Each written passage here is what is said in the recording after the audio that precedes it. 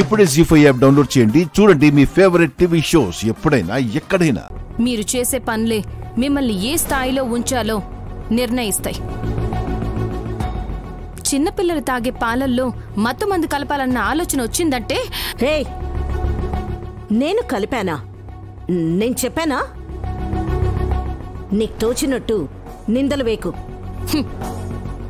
ఎవరికో అలాంటి ఆలోచన వచ్చుండొచ్చు అని మిమ్మల్ని అడగబోయే లోపు హడావిడిగా తడబడిపోయారేంటత్తయ్యా?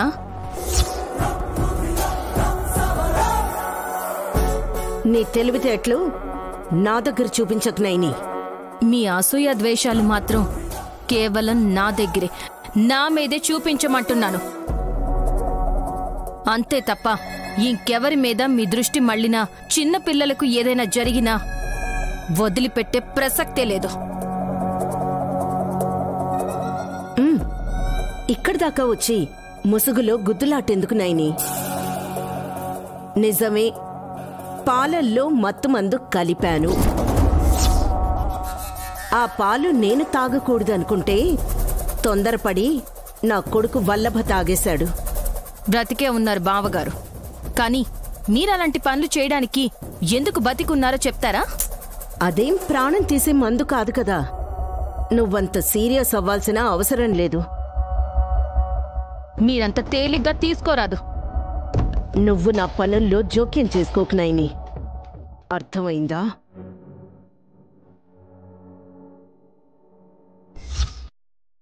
రే, ఏం చేస్తున్నావు?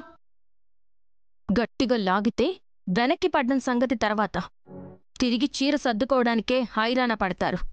ఏయ్, వదులు. వదులుతానత్తయ్యా. ఆఫ్టర్ ఆల్ ఒంటి మీద చీర వదలకపోతే గాబరా పడే మీరు పిల్లల కడుపులోకి రసాయనం కలిపిన పాలు వెళ్తే ఎంత ఇబ్బంది పడతారో ఆలోచించారా? నువ్వు కన్న కూతురు కాదు కదా, ఎందుకంత ఫీల్ అయిపోతున్నావో తెలియట్లేదు. హో, అయితే మీరు గాయత్రి ఆ పాలు తాగాలని ఈ పని చేశారన్నమాట. హే, కొంగదుల ముందు.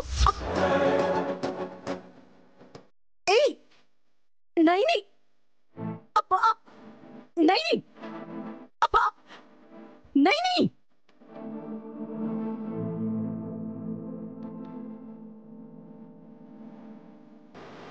నైని, వదులు. ఏం చేస్తున్నావు? నొప్పి మాత్రమే ఉంటుందత్తయ్యా, మీ ప్రాణం అయితే పోదు. ఎందుకంటే మిమ్మల్ని కడతీర్చేది గాయత్రమ్మ గారు మాత్రమే. అందువల్లే మీరింకా బ్రతికి రకరకాల చీరలు కట్టుకున్నారని గుర్తుపెట్టుకోండి.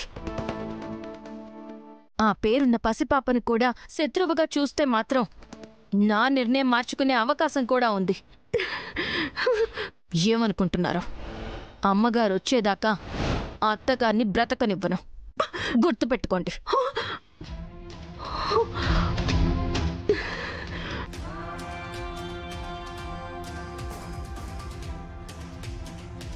ఇప్పుడు ఏమన్నే నేను? నువ్వు దత్తత తీసుకున్న పిల్లని అఖండ స్వామి దగ్గరికి తీసుకువెళ్ళాక అప్పుడు మీ అందరి సంగతి తేలుస్తా. జీ5 యాప్ డౌన్లోడ్ చేసి అన్ని ఎపిసోడ్స్ పూర్తి ఉచితంగా చూడండి.